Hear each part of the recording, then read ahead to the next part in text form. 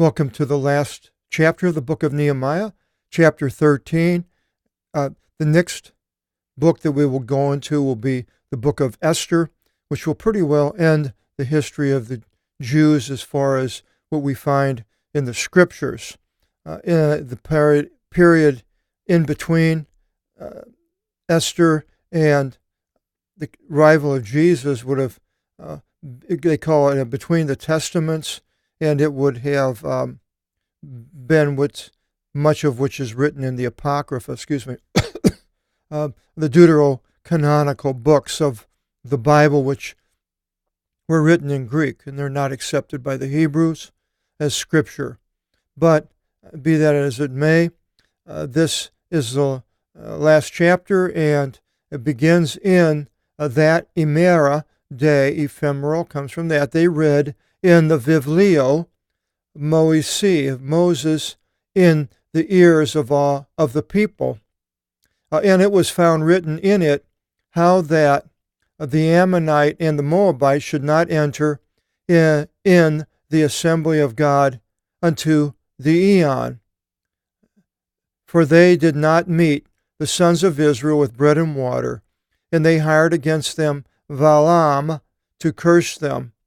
And our God turned the curse into a blessing. Now, interesting here, it's talking about the scroll of Moses. It's called the Torah. Where that word comes from, I'm really not sure.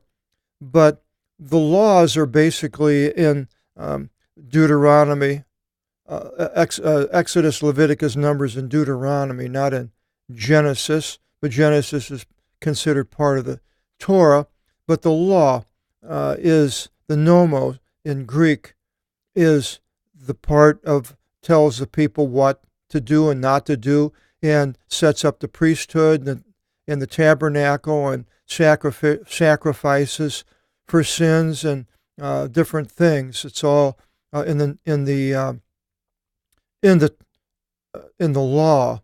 Now the people here, they have the law, but they also should have had Isaiah, Jeremiah, and a lot of the prophets, and then they have the Psalms, and then so with the law, then they have the history, and the history is basically history would have been also intermingled in the Torah all the way through, and Genesis was a history, and then after the Torah, you have Joshua, Judges, Ruth, 1st and 2nd Samuel, 1st, 2nd Kings, 1st, 2nd Chronicles, Ezra, Nehemiah, and Esther, and that pretty well takes care of the history books, which they would have possibly had in the scrolls, various scrolls by this time. Then there are the books of praise. They have a different word for these in the Hebrew, but the books of praise would have been Psalms and a Song of Solomon, I believe. Then we have the wisdom books, which would have been Job, Proverbs, and Ecclesiastes. And then the largest part of the Old Testament is the prophecies. Isaiah, Jeremiah, Lamentation, Ezekiel, Daniel, Hosea, Joel, Amos, Obadiah, Jonah, Micah, Nahum, Habakkuk, Zephaniah, Haggai, Zechariah, and Malachi. All of those. But the Jews today, it seems like they're stuck on the Torah, and they can't really do the Torah, the law, because they have disobeyed God. Even if coming back into Israel, they didn't do anything like Nehemiah and Ezra did, probably just the opposite. And it's so bad today of what they did. It says here, and it was found written in it, it brings this out, how that the Ammonite and Moabite should not enter in the assembly of God into the eon, forever. But what do we have today? Well, the Ammonite. Okay, I'll show you. It's amazing. The Jerusalem Islamic Waqf. The Jerusalem Islamic Waqf is an Islamic religious trust, sometimes called the Islamic Religious Endowments Organization, best known for controlling and managing the current Islamic edifices on the round and around the Temple Mount in the old city of Jerusalem, including the Al-Aqsa Mosque and the Dome of the Rock. Some form or another of the Waqf has governed access to the Haram Sharif since Muslim reconquest of the Kingdom of Jerusalem in 1187 from the Christians and the Crusades, with the latest version instituted by the Hashemite Kingdom of Jordan. Now, after its conquest of the West Bank and East Jerusalem during the 1948 war. Accordingly, the King of Jordan currently supplies all the funding needed to operate the Waqf, which is in effect the civil administration for the holy site. Now, why do I bring that up? Well, the King of Jordan, where's the capital of Jordan? It's Amman. Amman, can you believe it? So here we see the Ammonites, that's Amman, people from Amman, are not even to be in the assembly of God into the eon, but what are the current people? They're allowing them to run the whole Temple Mount instead of going against them and kicking them out. Of course, they would think, well, then if we do that, we're going to have all the Muslim countries against them. So I think they're biding time and not doing anything. And I don't know if they ever will, but maybe when the beast arrives, they'll have the gumption to go in there and take it. But by then, the beast will set up his nest there, I believe. But so basically, they may be putting off not being attacked and anything bad happening, they may think, for a period of time.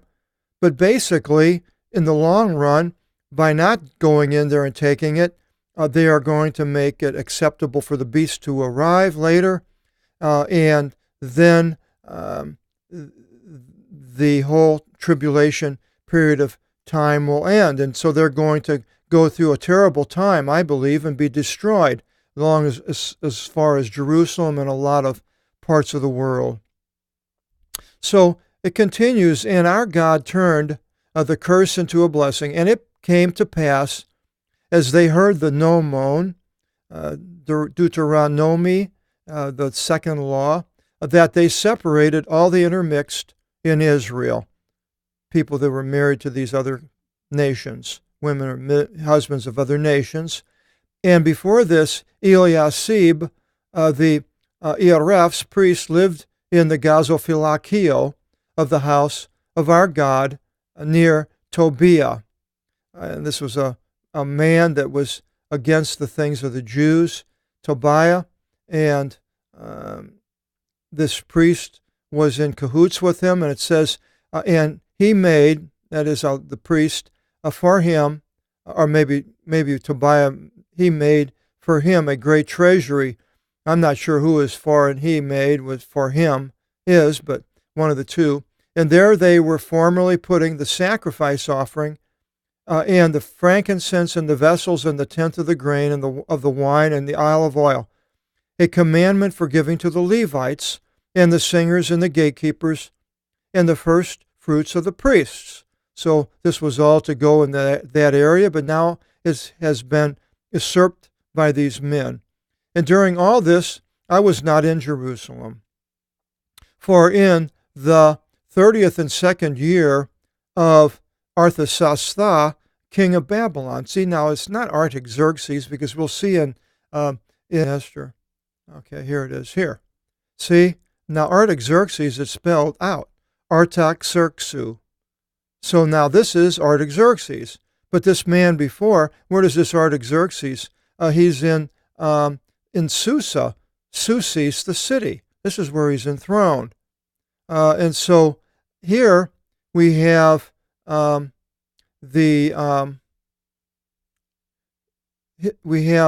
Nehemiah going to see the Arthasasta, and the King James has the Artaxerxes, but I don't believe it is. I believe it means the ruler, the king, and he's in Babylon. Nothing to do with the Persians or Artaxerxes. So I scratched it out. And I went to the king, and after the end of the days, I asked things of the king. Let me set this here. And I came into Jerusalem and perceived in the wickedness which Eliashib did for Tobiah, to make for him a treasury in the courtyard of the house of God. So there's a special place for them to siphon off the funds and things that are given for themselves. And it appeared exceedingly wicked to me. And I tossed all the items of the house of Tobiah outside of the treasury, just like Jesus did when they continued doing this at the time of Herod's temple, allowing people to make merchandise in there, and Jesus threw them out. And this is just exactly what Nehemiah did. But today, do they do that? No, they haven't done that at all. They continue to leave the area in Muslim hands. And I spoke, and they cleansed the Gazophilakias, the treasury, and I returned there the vessels of the house of God for the sacrifice offering and the frankincense. And I knew that the portions of the Levites were not given them. And every man fled unto his own field, the Levites and the singers and the ones doing the work. Now, they fled, I'm not exactly sure, because they didn't get paid. Probably, I don't think it was because anybody was going to do them harm. And I quarreled with the strategy, the commandants, and said, why did it abandon the house of God? So already they're abandoning the house of God, even back in Nehemiah's time. And I gathered them and set them at their station. So he gets the army back together, the soldiers, and synagogue, the synagogue comes from that, and put them at their stations. And all Judah brought a decatin, it's 10, a tenth or a tithe of the wheat and of the wine, inu, we have avinu for wine, and the olive oil into the treasuries.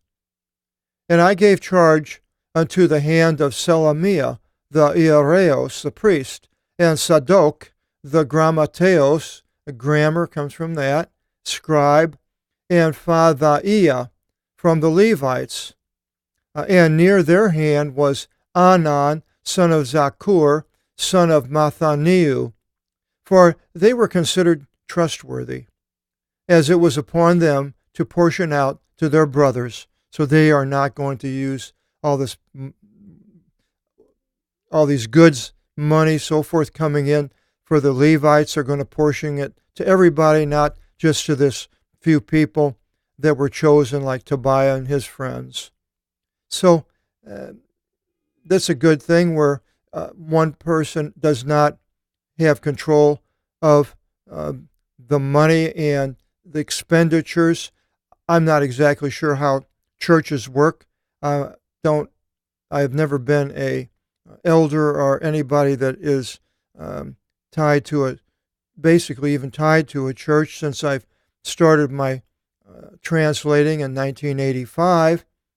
But I see, when they have a collection and somebody counts the money, and I'm sure that they may have a couple of people who sign the checks, so one person wouldn't use it or embezzle it.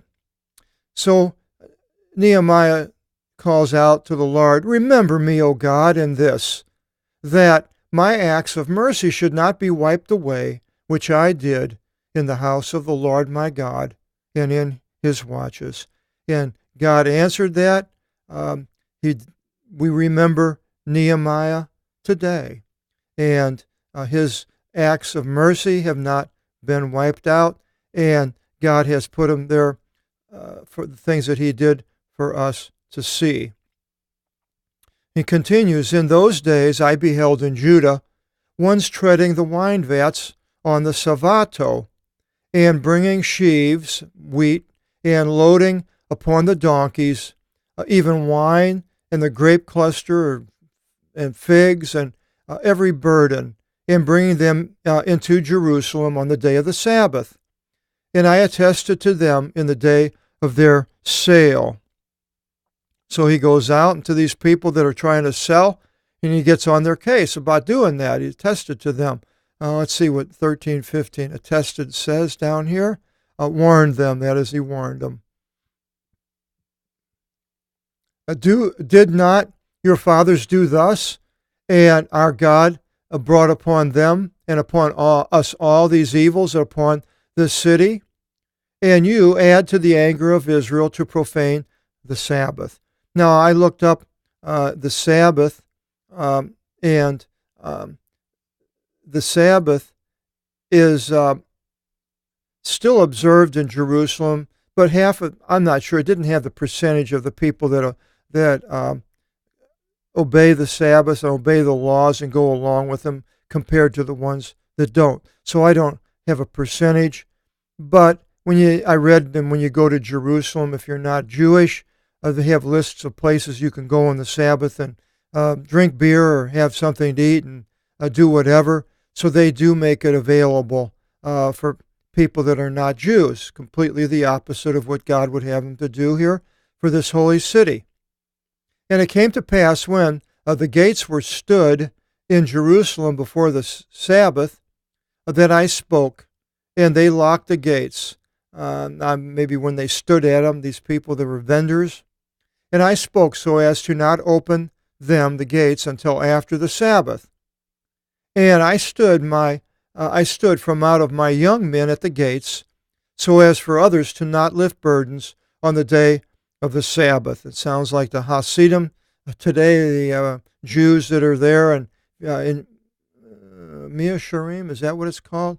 In Jerusalem, from what I hear, and they wear those fedora hats with the long locks, curly locks that come down, and seems like they all have bad eyes. They all wear glasses, and they get on people's case if they come through that area on Sabbath. So this is what these people were like here, apparently.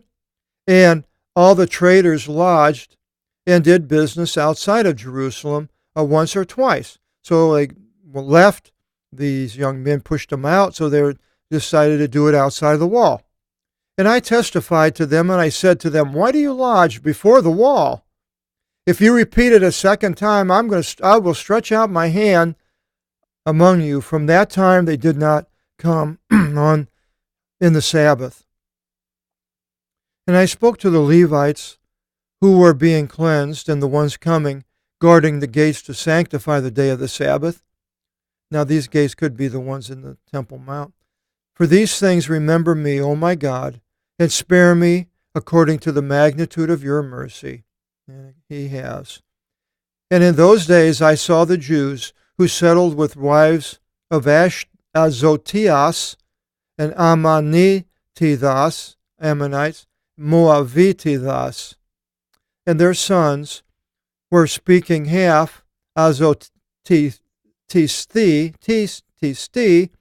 and are not knowing to speak Eudaisti, Jewish, but spoke according to the language of this people and that people. Now, did they actually speak Hebrew at this period of time? We know by the time of Jesus, the common language was the Aramaic from the Mesopotamian area. So I'm not sure that they actually did speak true Hebrew or not, because even here they're speaking the language of this people, and that people shows that they weren't speaking true Hebrew. And I quarreled with them and cursed them and struck some of their men and plucked their hair and bound them to an oath by God. And it said, you shall not give your daughters to their sons, and you shall not indeed take of their daughters for your sons, and to yourselves. So they're not to intermingle with these other people. Of course, after these thousands of years of being in the diaspora throughout the nations, they still pretty much kept to this and not intermarrying with the people around. Some of them did. I have two friends that I've known. One was an Israeli who married, I mentioned before, a Japanese wife. And then I have my friend Rich. Now, he married a Jewish woman, so I can't, so forget, the only one was the Israeli. But anyway, did not Solomon, king of Israel, thus sin And among many nations there was not a king like unto him, and he was one being loved by God. And God appointed him as king over all Israel. And in this, the alien wives turned him aside. So this is the thing of not having. So it even goes into like believers in Jesus Christ. If you marry a non-believer, then very well they could turn a spouse aside to leave following Christ. So we as Christians should follow the same pattern. So should we hearken of your doing this wickedness, to break contract with our God and to settle with alien wives? And from the sons of Eodah, Eliasub, the great priest, in-law to son of Elat, the Horonite, who we mentioned earlier, trying to stop the building, even I threw him from me. Remember them, O my God, for they were against the right of inheritance of the priesthood, and the covenant of the priesthood and of the Levites. And so they were against the things of God. And I cleansed them from all alien connection, and I set the daily rotations for the priests and for the Levites, every man according to his ergonomics work. And for the gift of the wood offerings in seasons, and the offering should be italicized here. I don't know if I can get that here. Highlight. I'm going to do that, offerings. Put that in green. There we go. In seasons, from chronon, we have chronology, time, from times, and in the first produce. Remember me, O our God, for goodness. So we end the book of Nehemiah, who did these things to rebuild the city. Unfortunately for Israel today, there is no Nehemiah. And if there may be one coming, I don't know. Hope so. Next, we will go into the book of Esther, a wonderful book, very interesting book. Hope you'll join us in the next video seminar, and see you then. God bless.